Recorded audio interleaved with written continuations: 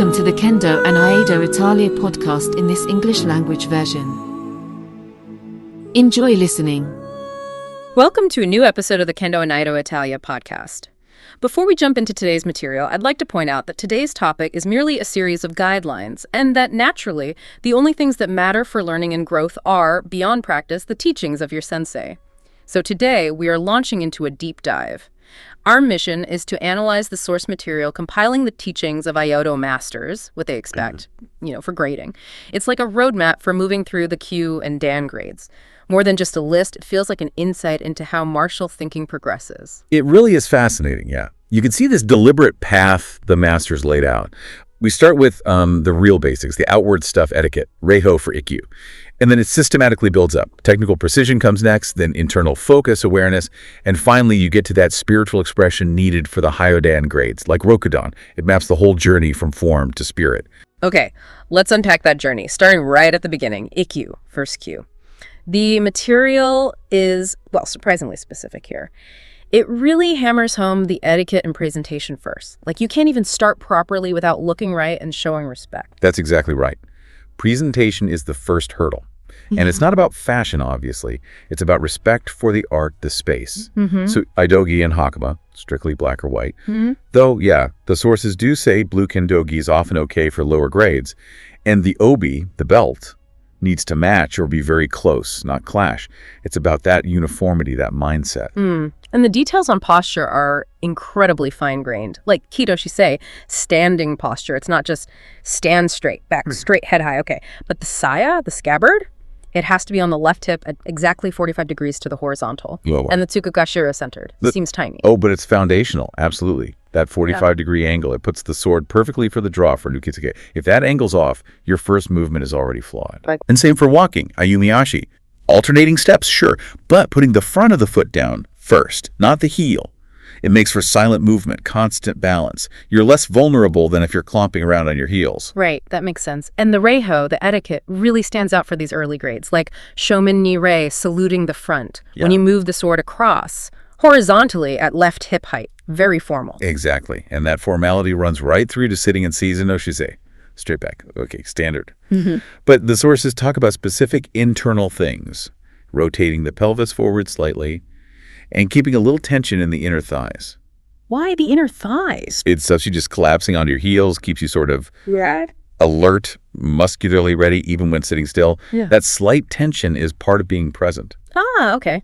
And that alertness carries over even to handling the sword during terei, the salute to the sword. I noticed the rule about the tsuba and kojiri touching the ground at the same time when you place or pick it up. Seems so minute. It emphasizes control over the whole weapon, tip to tip, right to your hands. Both ends matter equally. It reinforces that the sword demands full attention, full control, even when it's seemingly at rest. And there's that detail about the seijo, the cord. Never show the palm. Keep your focus on the sword itself. That's different from some koryu, where you might focus on an opponent. It shows Ikkyu is still about your relationship with your own weapon. Got it. And for teido and dado, wearing and removing the sword, the sources even give beginner tips. Bringing the kojiri to the center at 45 degrees and using an elastic band on the center line as a reference. That's quite practical. It is. It gives tangible feedback, which is exactly what beginners need, grounds the instructions. So technically for Ikkyu, it's pretty straightforward. You know the sequence of the 12 seitei kata and try to get the cut angles and heights basically right. It's about external form and memory at this stage. Okay, but then moving to shoden, first Dan. That's where the focus really shifts, doesn't it? It goes from just knowing the sequence to showing familiarity and actual precise technical function, making it work. Yeah, this is where we start asking, does the action achieve its martial goal? Take nukitsuke, cutting while drawing. The sources really stress the left hand's job, sayabiki, pulling the scabbard back. It's not just to get the sword out. It's crucial for sayabanare, clearing the scabbard cleanly and setting the atsuji, the cutting angle. So if the left hand doesn't do its job properly? The tip might catch, or the cut won't be effective. The success of that first cut is dictated by the left hand's action. Big time. So saibiki becomes a major checkpoint. And even for one-handed cuts, katate, The sequence is specific. Speed starts in the fingers before the arm moves. Yes, it's like an internal ignition point. Yeah. Gets the wrist active, ensures you're not just dragging the blade with your arm. Sharpness comes from the details. Right. And it's the same idea for two-handed cuts, kihotsuke. The left hand drives it, closing the fingers, pinky first, before the arms really push. Yeah. That ensures control, keeps the cut on the center line, not some big, weak swing. Okay, let's talk jaburi.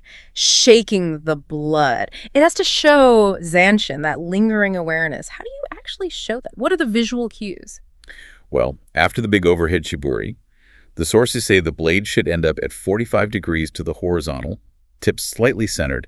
Holding that position briefly shows you're settled, aware, ready for what's next, usually noto. And yogo chiburi, the horizontal one. Crucially, avoid pulling the right hand back. That destabilizes your center.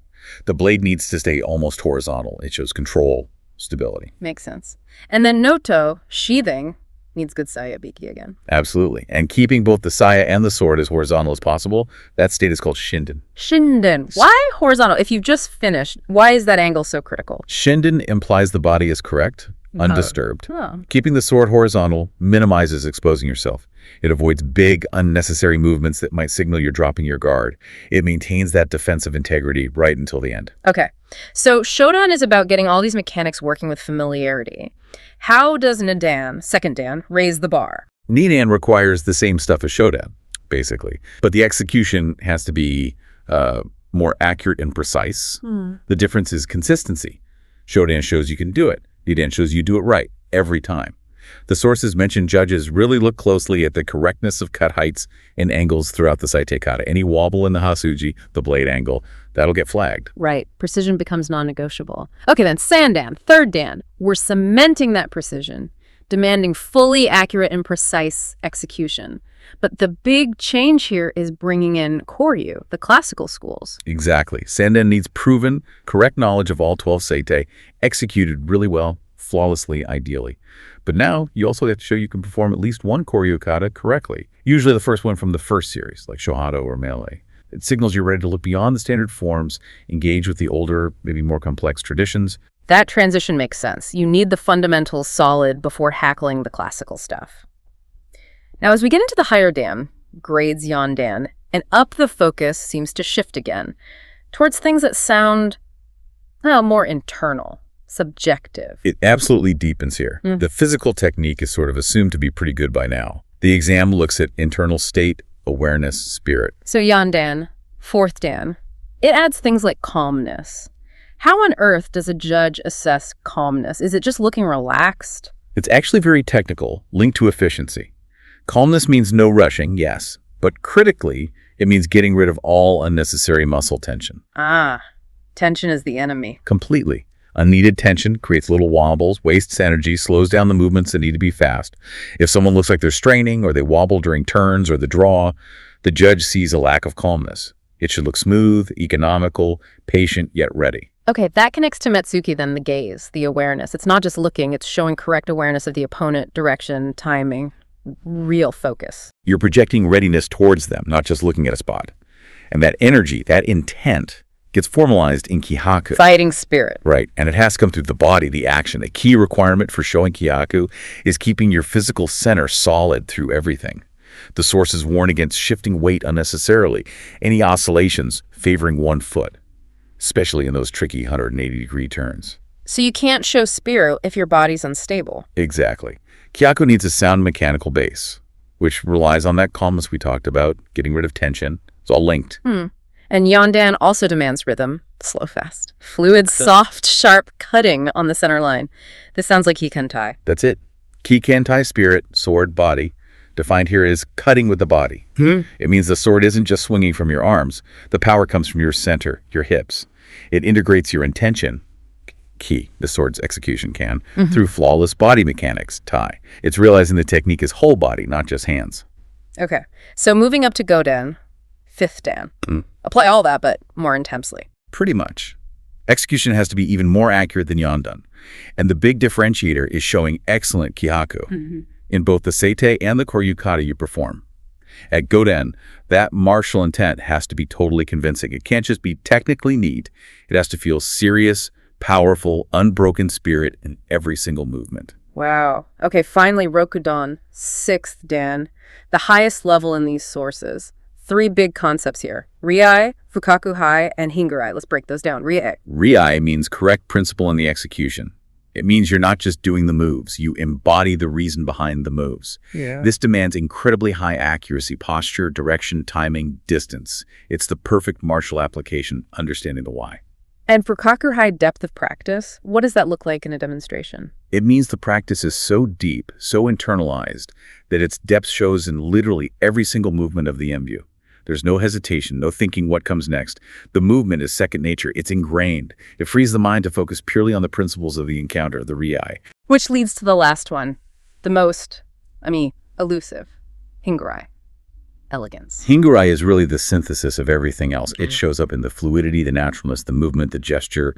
The effort seems to vanish. The technique is done with such mastery and control that it just looks effortless, Yeah. natural, noble even. It's the visible result of riai and fukaku hinguri working seamlessly together. So looking back at this whole progression, from worrying about tying your obi right at Ikkyu all the way to hingurai at Rokudan, what's the big takeaway? It feels like a journey of internalization. You start with the external rules, master the mechanics, inject the intent, and finally, you reach a point where the technique is so refined, calm, and integrated that it just becomes this elegant, natural expression. That's a great way to put it. And what really strikes me is that the highest levels, fukaku-hi and hingurai, aren't defined by learning some secret new technique. They're defined by applying the absolute fundamentals, things like nukitsuke, keeping your center, managing tension, but with such incredible accuracy, calm awareness, and fluidity that they transcend being just techniques. It's the mastery of the simple, executed with profound depth and relaxation, that becomes the ultimate expression. And with the hope of having given you some ideas for working in your dojo and with the recommendation to follow the teachings of your sensei, thanks for listening, and I'll talk to you soon. Thank you for listening to this podcast. Kendo Iaido Italia, il podcast.